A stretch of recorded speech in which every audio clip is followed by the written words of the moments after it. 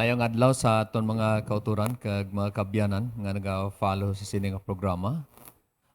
Kami gid sa Liwan palapit sa inyo agod sa panawagan sa sini nga programa nga padayon sa pagpaluap sini nga tubtob nga sa dinmahang panaton ang ini nga leksyon nga atong pagatun-an sa sini nga semana. By the way, before kita mag-start, gusto ko lang panawagan sa aton nga mga local church sa ESI coordinators nga mayara kita nga province-wide ESI coordinator summit mga last Saturday sang sininga month of May. Kabay pa nga inyo na markahan sa inyong kalendar labi sa atong mga district pastors nga mag-follow up sa aton nga mga ESI coordinators. Pastor Rob. Okay, so mayong adlaw sa tanan nga mga kauturan kag kalipay kami diri sa West Visayan Conference sa pagpanamyaw sa inyo sang maayong adlaw kag kabay pa mga kauturan nga yara kamo sa maayong panglawas kag amon pangamuyo nga sa gihapon ang protection sang Dios padayon sa isa kag isa sa aton. Maluyag man kami magpahibalo mga kauturan sa inyo nga ilabi na gid no sa aton nga mga palabuton nga mga aktibidades diri sa West Visayan Conference. Una bes, maluyag ako nga magpaabot sa information sa aton nga mga kauturan nga naga-engage sa aton nga social media kag naga-engage man sa radio program. May ara kita nga media summit nga himuon sa June 6, Domingo nga adlaw, whole day ina. Kung ang panahon magwarrant diri sa aton sa WVC headquarters. Pero kung in kaso nga daw hindi magsugot ang local government bangod sang nagaduging kaso sang COVID-19, mangita kita sang other venue where we can have a fellowship where we can discuss kung paano pa ginaton mapasanyog ang aton nga media ministry diri sa West Visayan Conference in particular. So I am inviting all our members, mga talents naton no nga naga-engage sa Facebook streaming, naga-engage sa radio program nga magtambong sa sina nga panahon agod nga madiskusan naton kung paano pa ginaton ma-improve kag mapauswag ang aton nga media ministry. Kag ikaduha, maluyag ako magpaalinton man nga manugsugod ang aton nga ika-7th batch nga training sa WVCCO. So palihog kung may ara sa dira sa inyo nga mga kaiglesihanan nga maluyag nga pa-enroll pwede gid no naton nga masuguran ang enrollment. I-open na mo ini by next week. Mapadala na kami sang official nga poster sang mga detalye sang aton nga training. Kag ang ikatatlo nga maluyag ko ipaalinton amo ang aton nga medical missionary training no. First ini nga matabo diri sa aton sa conference nga mag-initiate kita sang medical missionary training. Kay nabala naton mga kauturan nga as far as sa ginhambal sang Espiritu sang tagna nga ang medical missionary work has a crucial role in the opening of the gospel message to every home. So naga-contemplar kita diri, we are contemplating to have a training diri sa aton sa West Visayan Conference. So aton inaaman pagasugdan sa June 20 sa sininga tuig. Hopefully maka-launch kita sa aton nga medical missionary training. So thank you gid mga utod kabay pa nga suportaran naton ini nga paagi sini nga mga training masangkapan ang mga kauturan kag niyan magamit sa bulhaton sang Ginoo. Okay, we are back together with our co-host, Pastor Rafi Swalog, ang regular itong co-host sa aton nga pagtuon sa atong leksyon sa kada semana. Ang atong leksyon sini nga semana about sa covenant at Sinai o kon ang pagkatipan sang Dios sa bukid sa Sinai. Before kita mag-start pangamoy kita, Pastor Ralph. Ginong Diyos karon nga tion nagapalapit kami sa imo nga may pagpasalamat bangod sa isa naman ka oportunidad nga kami maka tuon sang imo nga mga pulong diri sa Sabbath School lesson. Kag samtang kami maga-review sini in preparation sa amon nga discussion sa sini nga Sabado kabay pa og Ginoo nga ang imo nga pagpakig-upod, ang imo balaan nga espiritu amon ma-experiensyahan nga magagiya kag magahatag sa amon sing kaalam. Pakamayam ang tanan yung mga kauturan sa West Visayan Conference kag amon mga kauturan mga gasunod outside sa sini nga teritoryo sang West Visayan Conference. Kabay pa nga ang pagpakamaayo lang itnon amon mabaton tanan sa ngalan ni Ginoong Hesus. Amen. Ang aton nga pagkatun-an sa sini nga semana nanong siya sa covenant at Sinai. Ikaapat siya nga pakigkatipan sang Dios sa katawan. Ang ginsuguran dito sa covenant sa kay Adam and Eve. Tapos sa kay Noah, kay Abraham. Gagari kita subong sa ikaapat nga pakigsaad, pakigkatipan sang Ginoo sa kay Noah, sa kay sa kay Moses. Nga sa diin nagatudlo diri mga utod nga sa panahon na ni Moses, nag-deteriorate na nubo ang ilang pakigsaad, ang kipagkatipan na nag-deteriorate sa tuod Pastor Ralph tungod sang isa sa mga factors nga sa diin apektado sila tungod sang ilang slavery dito sa Egypt for more than 400 years. Nga sa diin ang ilang prinsipyo daw apektado tungod sang hindi sila hilway sa pag-alagad sa Ginoo. Gani dire sa aton nga pagtuon sa kabinan sa kay Moses sa Sinai nga sa din paano nga nangin nag-deteriorate siya tungod sang mga factors nga aton pagatunan sa sininga semana. Aton nga memory verse pastor aton siguro nga basahon ini no. Manami diri sa may Exodus kapitulo 19 bersikulo 4 nagsiling diri ang Ginoo siling niya diri, kamo nakakita sang ginhimo ko sa mga Eptuhanon kag kung paano gindala ko kamo sa ibabaw sang mga pakpak sang agila kag gindala kamo sa akon. Grabe nga pag illustrate sang Dios sang kaluwasan nga ginpakita niya sa mga Israelinon kag aton diri makita pastor nga ang promisa niya gikan sa ginsuguran no, ang katipan nga ginporma sang Dios sa ginsuguran halin sa kay Adan kay iba pakadto kay Noe kay Abraham no gintuman niya gid nga ang iya proteksyon magaupod ang iya pagpangapin magaupod ang kaluwasan magaupod no amo gid na ang iya nga ginsulod sa kasugtanan nga ginporma niya sa mga ginikanan sa mga Israelinon kag karon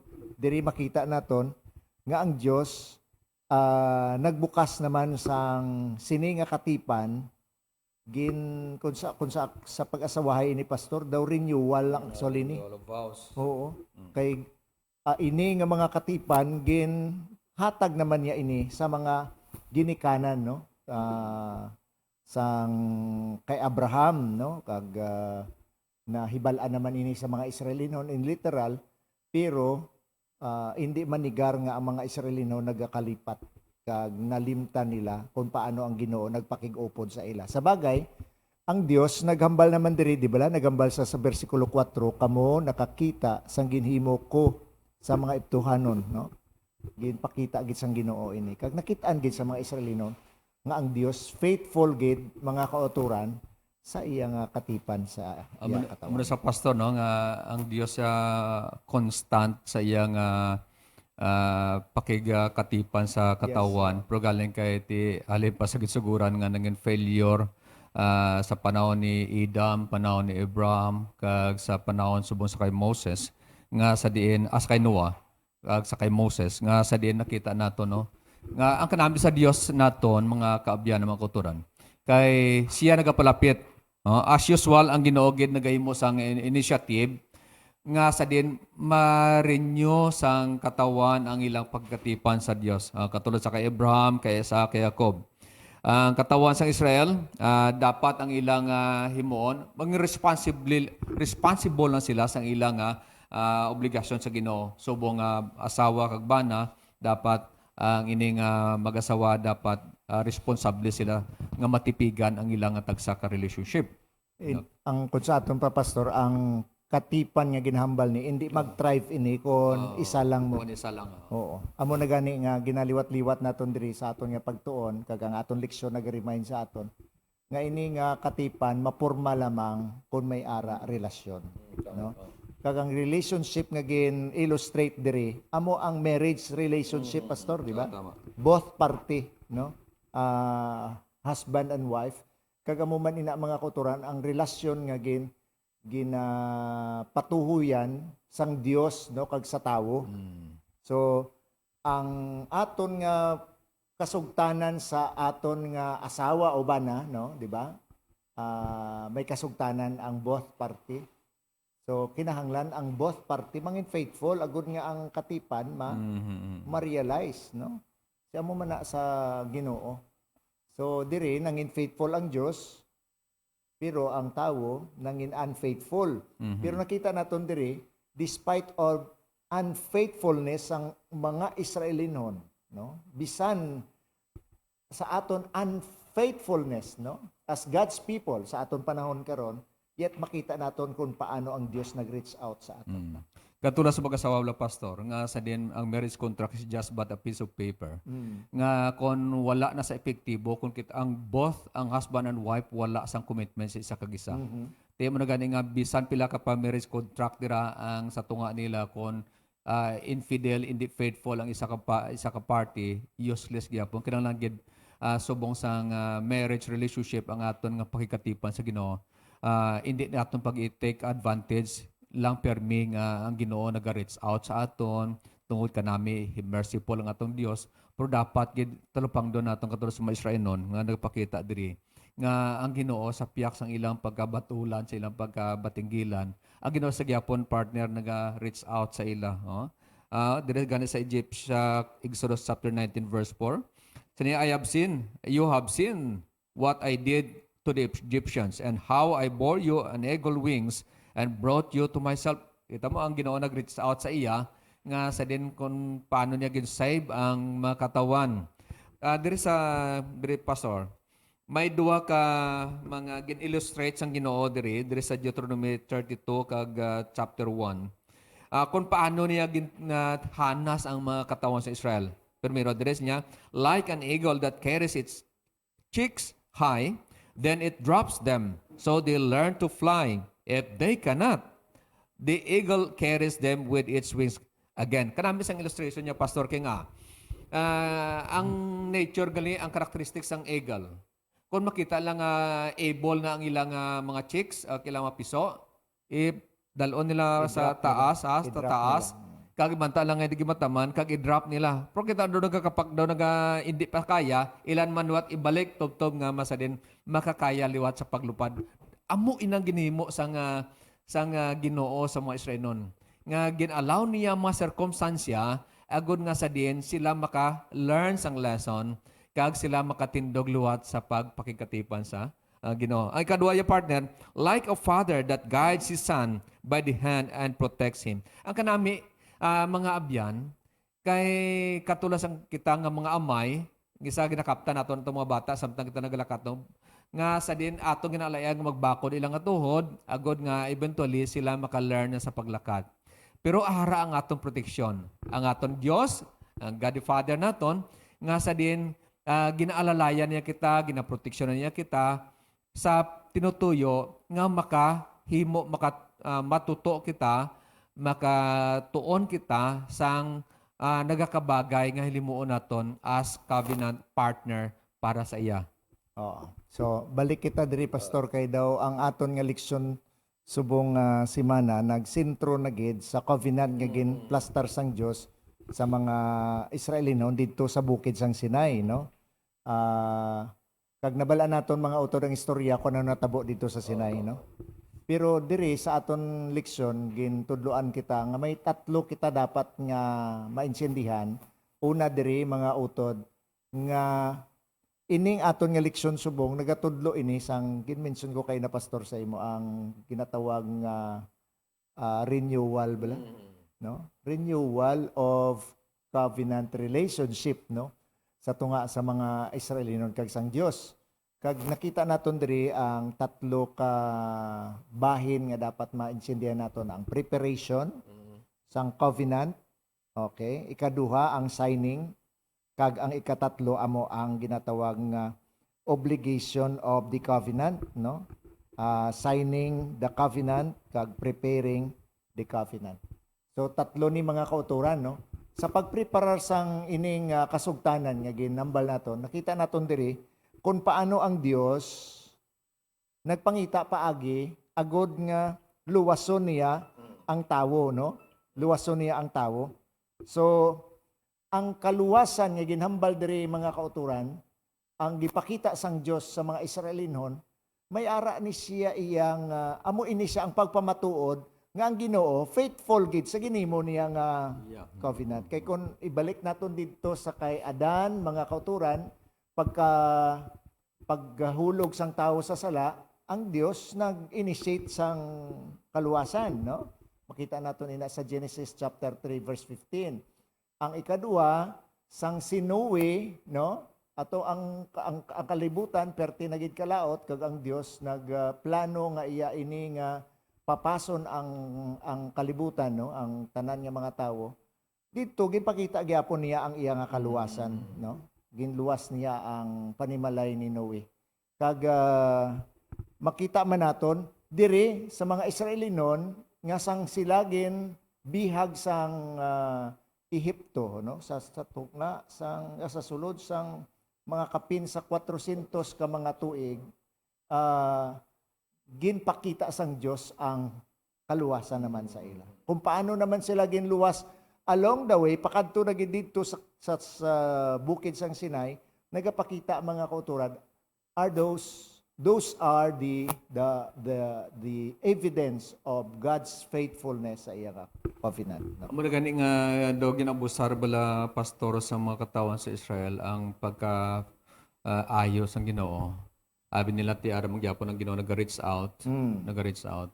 Ti product ka unfair para sa Ginoo ang ginahimo sa mga katawan. Subong man sa aton subong nga sa masami gina take for granted naton, ginado gula naton gina mind gid ang pakigsaad sa Ginoo, ang pagikatipan sa Ginoo sa aton.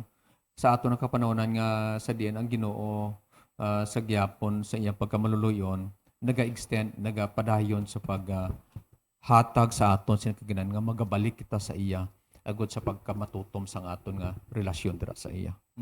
So amo ini, no, makita naton diri ang pattern, no, sang kung paano ang Dios nagluwas.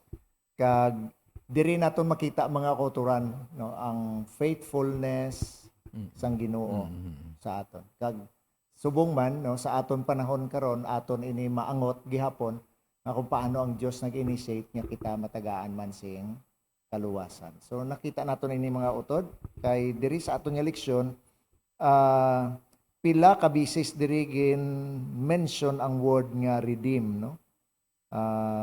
Kung sa aton pa magamba kita nga redeem, amo ina ang paggawad bala sa aton. Kag kung basahon naton ang ginhambal ni Apostol Pablo nga kita gingawad sang Dios sa dako nga kabilhanan, kag amo ina ang dugo ni Ginoong Hesus, diri naton mga utod madumduman ang katipan nga ginhimo sang Ginoo sa mga tinawo niya, no? Pastor Dribla sa kay Elijah White blang nga comment sa diri sa Hebrews chapter 2. According to the law, Christ himself gave, ng ginatag man ni Kristo, the forfeited inheritance was ransomed by the nearest of kin. Ang makakuha lang gid, ang makagawad lang gid ang pinakamalapit niya nga parente. Okay.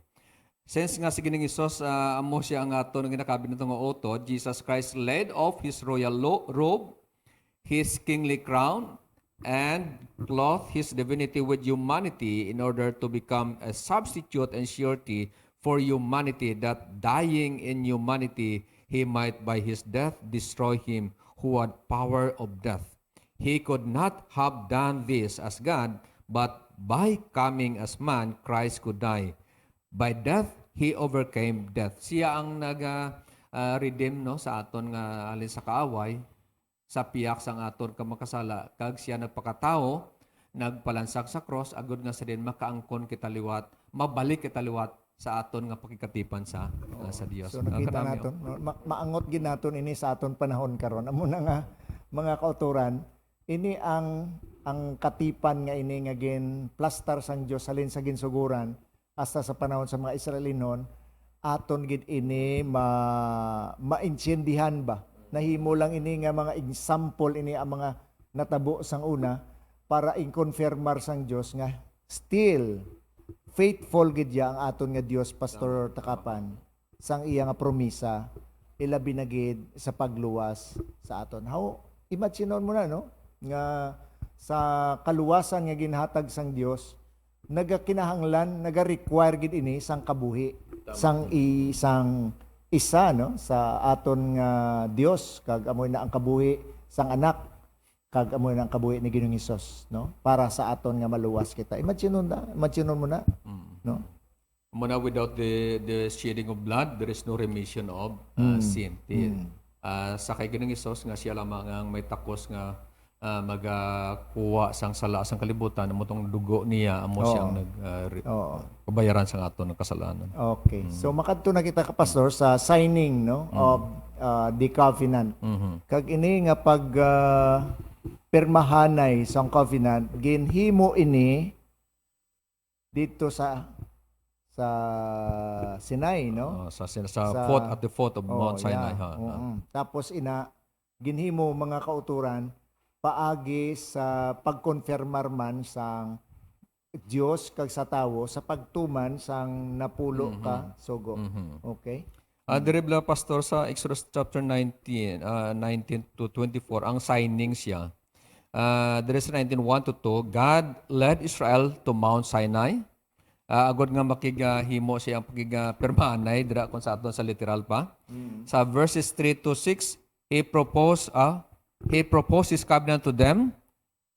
The people of Israel accepted the covenant, and they had to consecrate themselves for 3 days and to set limits around the mount so no one would come close to God's presence. Hindi siya basta-basta lang ang ilang pakig-signing dito sa bukis ang Sinai. Kay sa din plasters ni Moses ang himuon niya nga pagbaton sini nga kasuguan no nga kung ano ang may mga kondisyones siya dapat i-fulfill sa mga Israelinon.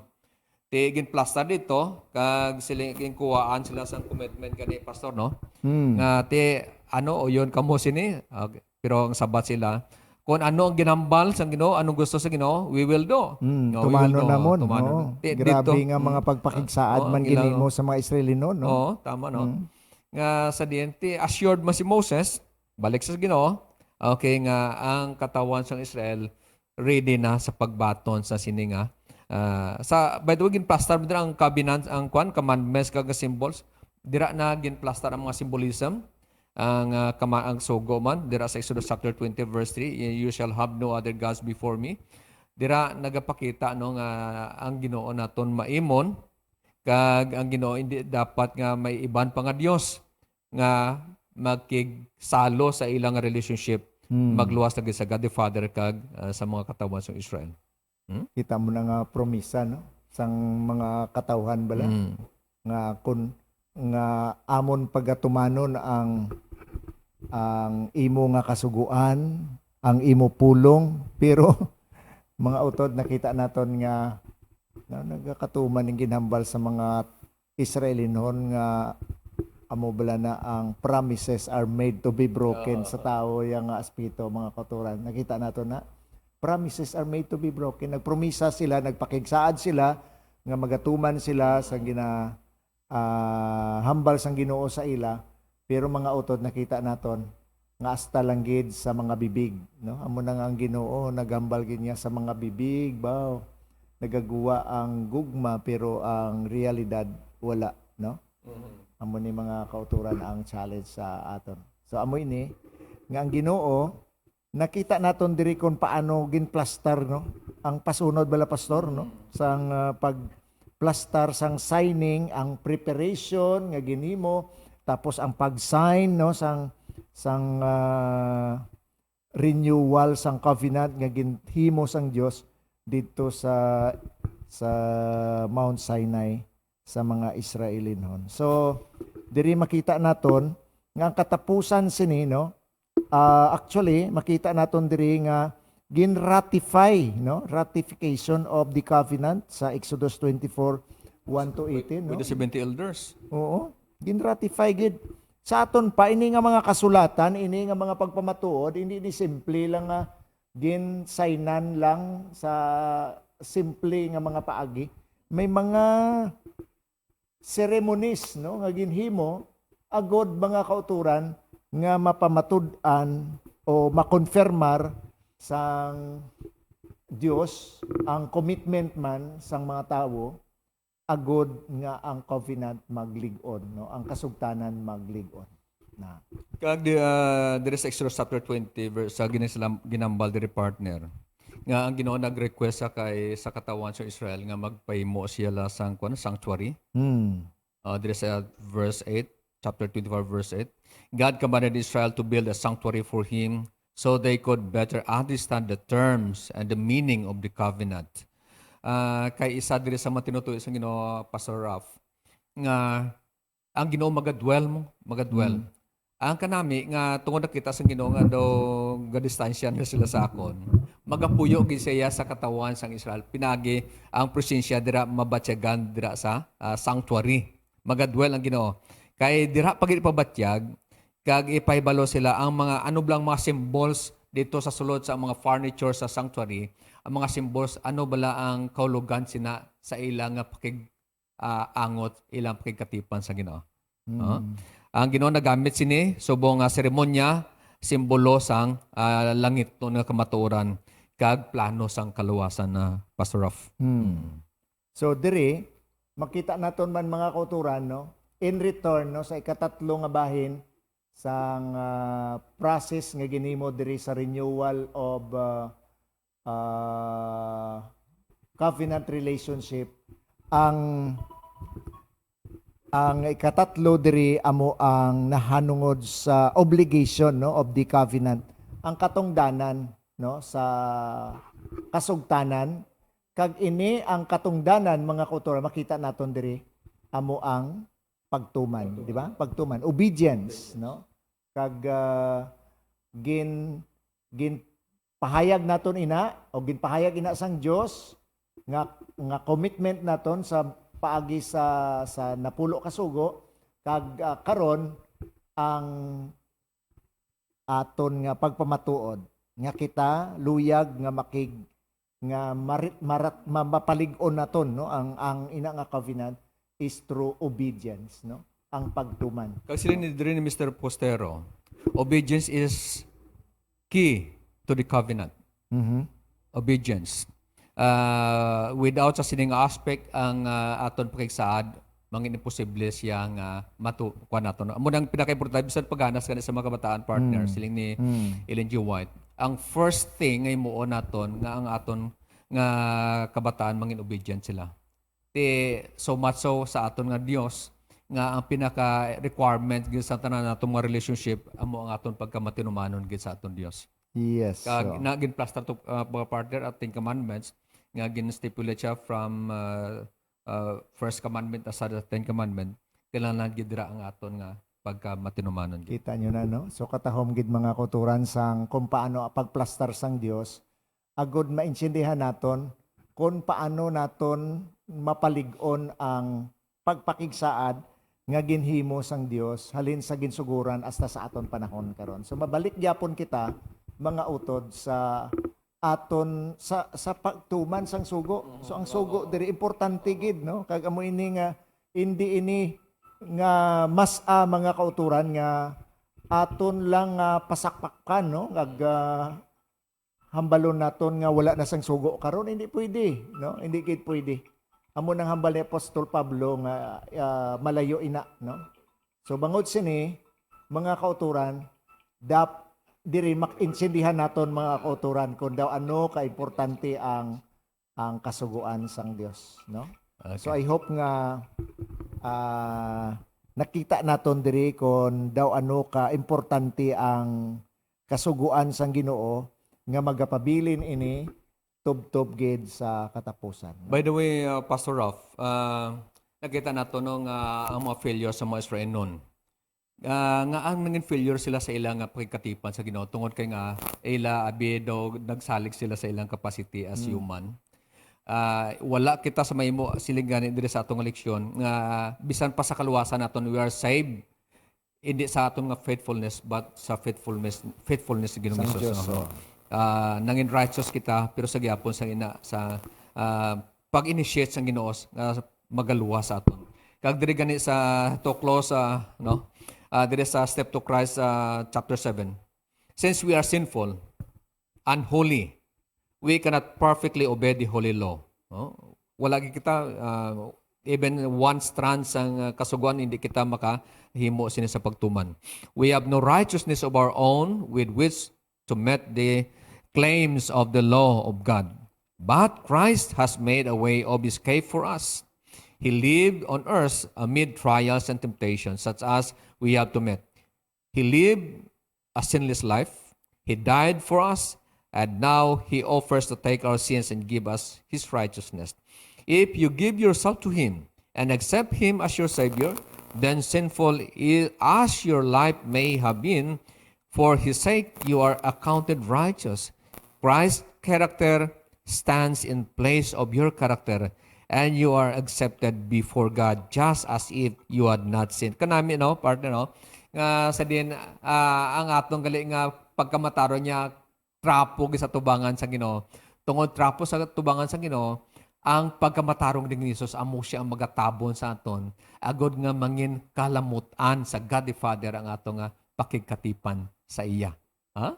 Partner, imong parting words, Sige. partner? So amo ni mga utod, nakita naton sa aton nga leksyon karon, naintindihan naton in a clearer view mga utod nga ang napulo kasugo ang ginhatag sang Dios sa mga sa Israelinon dito sa Sinai, amo ini siya mga kauturan ang isa sa mga ebidensya nga dapat diri naton mapakita, no? This is the evidence nga mapakita naton sa Dios kung bala faithful kita sa aton nga covenant sa iya, no?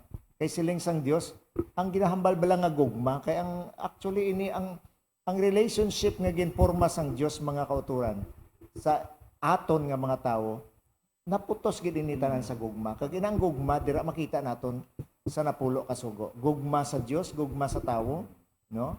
Kag siling sang ni Kristo, no, sa Juan 14:15.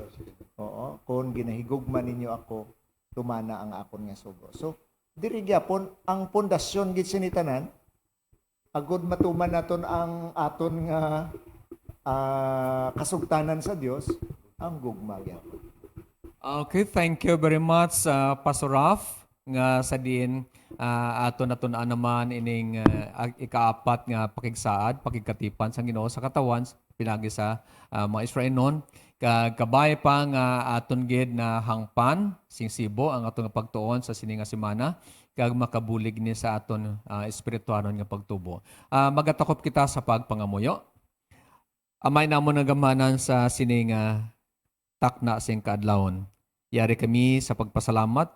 Salamat o Diyos ang imong bugana sang kaluoy kag gugma nga sa din nakaangkon kami sinikaginan nga makig angkon luwat sang pagbag-o sa amon nga relasyon dira sa imo sa paghapiit kaysa pagbalik nimo sang kalibutan masapuan kaming matutom maangkon namon inang reward ang panublion nga ginasaad nimo para sa makatawan sinang langit nun nga kanaan. Bendisin ni Ginoo nga amon makaabyanan makaturan nga sa din sa ilaman nga tagsa ka mga ginahimo ikaw man magabulig nga sila man makapakig-angot sa imo, makapakimatutom sa imo tubtob sa sinang pagsirasing kaluwasan. Bendisin ni kami nga tanan ginapangayo namon sa ngalan ni Ginoong Hesus. Amen. Thank you very much.